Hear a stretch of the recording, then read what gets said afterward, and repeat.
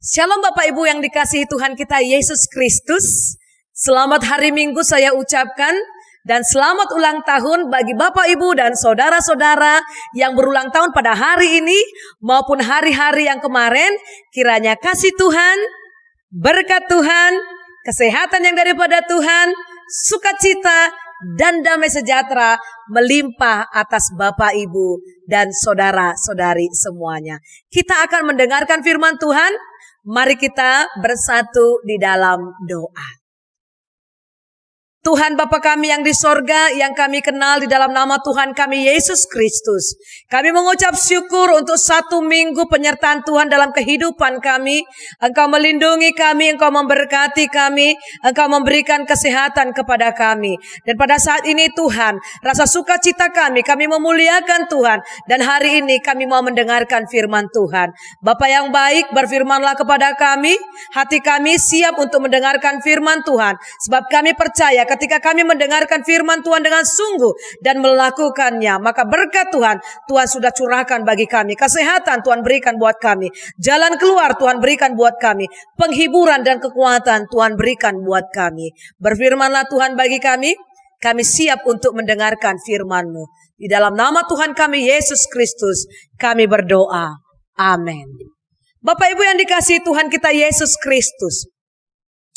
Suatu kali dalam pelajaran katekisasi, tepatnya di kelas katekisasi, seorang murid katekisasi bertanya atau dia mengajukan satu pertanyaan kepada saya. Bu, kenapa Tuhan tidak langsung menghukum orang yang berbuat jahat? Kenapa sepertinya orang yang jahat itu didiamkan oleh Tuhan? Saudaraku yang dikasihi Tuhan, mungkin pertanyaan ini juga pernah terlintas dalam benak kita. Kenapa sih Tuhan membiarkan orang jahat itu terus hidup?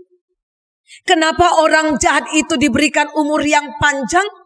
Tetapi kenapa orang yang justru baik itu kebanyakan umurnya pendek? Dan kenapa orang jahat itu juga diberkati? Punya mobil sampai 3, sampai 4, sampai 5, rumah banyak seperti itu. Kok dibiarkan seperti itu? Nah saudaraku yang dikasihi Tuhan, apa kata firman Tuhan akan hal ini? Mari kita membuka Alkitab kita. Dalam Matius 13, ayat yang ke-24 sampai dengan yang ke-30.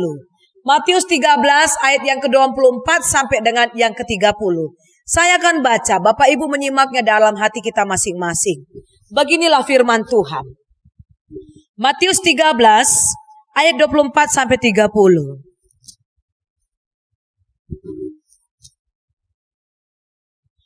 Perumpamaan tentang lalang di antara gandum. Yesus membentangkan suatu perumpamaan lain lagi kepada mereka.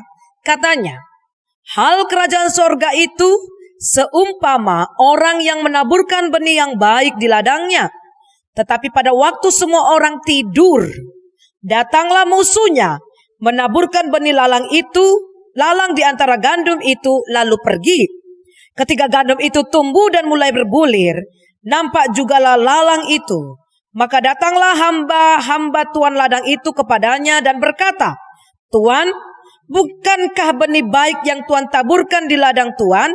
Dari manakah lalang itu? Jawab tuan itu, seorang musuh yang melakukannya. Lalu berkatalah hamba-hamba itu kepadanya, jadi maukah Tuan supaya kami pergi mencabut lalang itu? Tetapi ia berkata, jangan, sebab mungkin gandum itu ikut tercabut pada waktu kamu mencabut lalang itu. Biarkanlah keduanya tumbuh bersama sampai waktu menuai. Pada waktu itu aku akan berkata kepada para penuai, kumpulkanlah dahulu lalang itu dan ikatkanlah berbekas-berkas untuk dibakar. Kemudian kumpulkanlah gandum itu ke dalam lumbungku. Sampai sejauh ini firman Tuhan bagi kita, Bapak Ibu yang dikasihi Tuhan. Saudaraku yang dikasihi Tuhan kita Yesus Kristus, Bacaan Injil Matius pasal yang ke-13 tadi yang kita baca pada hari ini memberikan penjelasan tentang kerajaan Allah dengan memakai perumpamaan lalang dan gandum, saudara. Ada dua bagian di situ yang mau kita akan jelaskan di situ. Pada ayat 24 sampai 30 bagian yang pertama. Kemudian pada bagian yang kedua itu ayat yang ke-37 sampai dengan ayat yang ke-39. Saudara, pada ayat yang ke-27 sampai dengan yang ke-30 dijelaskan di sana bahwa hal kerajaan sorga itu seumpama orang yang menaburkan benih yang baik di ladangnya, tetapi pada waktu semua orang tertidur, datanglah musuhnya, menaburkan benih lalang di antara gandum. Dan ketika gandum itu bertumbuh dan mulai berbulir, nampak jugalah lalang itu. Itu ayat 24 sampai 30. Kemudian pada bagian yang kedua, saudara, ayat yang ke-37 sampai dengan yang ke-39. Nah, di ayat ini dijelaskan kembali apa maksud perumpamaan dari ayat 24 sampai 30. Di sana dikatakan, saudara, orang yang menaburkan benih baik ialah anak manusia, yaitu Yesus Kristus itu sendiri. Ladang ialah dunia, benih yang baik itu anak-anak kerajaan. Kemudian saudara, lalang adalah anak-anak si jahat. Musuh yang menaburkan benih ialah iblis, benih lalang itu ialah iblis. Kemudian waktu penuaian itu adalah akhir zaman. Dan para penuai itu adalah malaikat. Nah, saudaraku yang dikasihi Tuhan kita Yesus Kristus, ternyata saudara, di dunia ini memang tempat berkumpulnya orang baik dan juga orang yang tidak baik, alias jahat. Tidak heran di sana sini kebaikan dan kejahatan sepertinya berlomba-lomba menunjukkan kekuasaannya, menunjukkan kekuatannya, menunjukkan supremasinya. Yang baik dan yang jahat. Maka tidak heran saudara, ada orang yang jahat diberikan umur yang panjang, ada orang yang jahat diberkati luar biasa, ada orang yang jahat yang luar biasa harta kekayaannya dibiarkan seperti itu saja. Nah, saudaraku yang dikasihi Tuhan, kita kembali kepada teks ini. Dalam cerita ini juga dijelaskan ada dua jenis tanaman di sana. Itu apa, saudara? Ada lalang dan kemudian gandum. Saudara pasti tahu apa itu lalang dan saudara pasti tahu itu apa itu gandum. Saudara, lalang adalah jenis tanaman yang menyerupai gandum. Bila baru tumbuh, lalang yang tumbuh di antara gandum susah dipisahkan. Karena apa, saudara? Karena akarnya saling berjalinan. Lalang berdaun itu mirip sekali dengan gandum. Tetapi perbedaannya itu akan mencolok jika keduanya dibiarkan tumbuh sampai musim menuai. Nah, jadi saudaraku yang dikasihi Tuhan, ketika dia sama-sama tumbuh itu nggak kelihatan mana lalang dan gandum. Dan ketika dipisahkan itu mereka saling berjalinan itu ya. Berkaitan, bersambungan seperti itu. Nah, saudara, pada musim penuaian petani akan memisahkan mana itu yang lalang dan mana yang gandum. Dan petani akan mengumpulkan lalang tersebut dan membakarnya. Sedangkan gandum akan dikumpulkan dan disimpan dalam lumbung.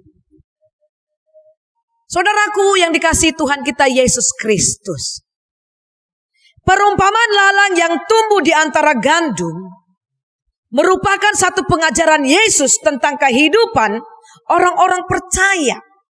Ketika lalang tumbuh bersama-sama dengan gandum, maka sepintas lalu orang tidak dapat membedakan keduanya, saudara. Jika keduanya tumbuh bersama, maka kedua akar tanaman itu, baik lalang dan gandum, akan saling melilit satu dengan yang lainnya. Sehingga kalau dicabut yang satu, yang lainnya akan ikut. Dan itulah sebabnya, saudara, ketika hamba pemilik gandum itu berniat mencabut lalang itu, tuannya berkata apa? Biarkan mereka tumbuh bersama sampai panen. Sudah jelas sekali ya Bapak Ibu yang dikasihi Tuhan. Mengapa orang jahat itu dibiarkan? Jelas sekali, ada kalimat apa? Biarkan mereka tumbuh antara lalang dan gandum sampai nanti ada penuaian. Saudaraku yang dikasihi Tuhan kita Yesus Kristus. Yesus mengambil perumpamaan tersebut untuk memberitahukan kepada saya dan saudara. Di dunia ini banyak sekali lalang yang menyatu dengan gandum. Sehingga kita sulit membedakannya. Manakah yang lalang dan manakah yang gandum. Itu bukan berarti saudara, bukan berarti semua orang yang pergi beribadah ke gereja, mereka semua adalah gandum. Mungkin saudara berpikir orang-orang yang datang beribadah atau orang-orang yang beribadah di rumah saat sekarang ini adalah semuanya gandum. Tapi saudara, tidak semuanya itu gandum. Karena banyak juga orang yang beribadah ke gereja atau sekarang beribadah di rumah kita masing-masing, namun hatinya tidak sungguh-sungguh percaya kepada Tuhan. Banyak orang yang ke gereja atau banyak orang yang beribadah di rumah saat ini, namun sikap dan perbuatannya tidak mencerminkan karakter Allah. Maka orang-orang yang seperti inilah yang dikatakan lalang oleh Yesus. Saudaraku yang dikasihi Tuhan Yesus Kristus, saat ini belum dapat dipisahkan antara lalang dan gandum, tetapi saat waktu Tuhan tiba akan ada penuaian. Mana lalang dan mana gandum itu akan dipisahkan dan akan diletakkannya menurut tempatnya. Lalang akan dibakar, sedangkan gandum akan disimpan. Itulah kehidupan yang kekal itu. Sorga itu saudara. Nah saudaraku yang dikasihi Tuhan kita Yesus Kristus. Kalau kita lihat dalam cerita ini, ada beberapa hal yang saya perhatikan di sana yang menjadi pelajaran bagi kita saudara. Apa itu pelajarannya saudara? Dalam cerita ini dikatakan yang pertama, selalu ada kuasa jahat di dalam dunia ini saudara. Selalu ada orang jahat dalam dunia ini yang sedang mencari dan menanti untuk menghancurkan benih yang baik itu. Dalam 1 Petrus 5 ayat 8. Selalu ada dalam gereja pengaruh yang menolong benih firman untuk bertumbuh dan berkembang. Dan pengaruh yang berupaya menghancurkan benih firman itu. Solusinya apa saudara? Tetap harus berjaga-jaga. Jadi saudaraku yang dikasihi Tuhan, ada juga yang mencoba untuk bagaimana benih itu akan tumbuh. Dan ada juga yang mempengaruhi bagaimana benih itu akan hancur. Ada itu. Yang kedua saudaraku yang dikasihi, pelajaran yang kedua saudara. Betapa sukarnya membedakan mereka yang adalah benih kerajaan Allah dengan benih yang si jahat itu. Kenyataan yang sering terjadi adalah seseorang mungkin kelihatan buruk, tetapi sebenarnya baik. Dan sebaliknya, seseorang kelihatan baik, ternyata ia buruk. Nah, kita selalu cepat menilai orang dan mencap mereka baik atau buruk tanpa mengetahui fakta-fakta yang ada. Nah, oleh sebab itu saudaraku yang dikasihi Tuhan, jangan mencoba untuk menghakimi. Nah saudaraku yang dikasihi Tuhan, saya pernah makan di satu tempat saudara. Dalam cerita itu, dalam kejadian itu saudara, ketika saat saya makan bersama dengan teman saya. Nah saudara, kami di situ bertandingnya dalam arti yang baik di situ saudara. Lalu saya kata ke kakak ini, katakan seperti ini kepada saya. Lihat. Ini orang yang datang dari gereja pastinya. Ada salib di lehernya. Kemudian pakaiannya rapi. Lalu dia membawa Alkitab. Ini baru pulang gereja ini. Waktu kami di rumah makan itu saudara. Lalu saya katakan belum tentu. Terus kakak ini bilang pasti mereka akan berdoa. Belum tentu. Kita lihat dulu. Nah saudara, kami lihatlah kan. Makanan sudah disajikan, ada ikan mas, ada babi panggang, kemudian ada makanan-makanan lainnya disediakan di situ, ada ikan teri, dan enak sekali ayam yang digotai, seperti itu ya saudara.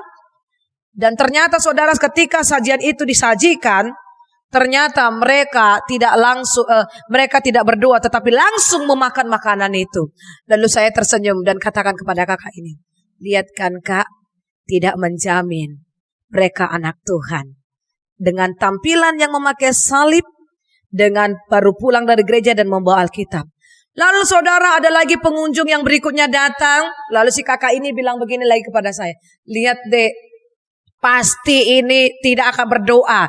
Sedangkan yang pakai kebaya saja, yang pakai jas aja sudah gak berdoa. Apalagi ini, pakai celana yang koyak-koyak, pakai jeans yang koyak-koyak. Ada anting besar di telinganya, dia katakan, dan bertato.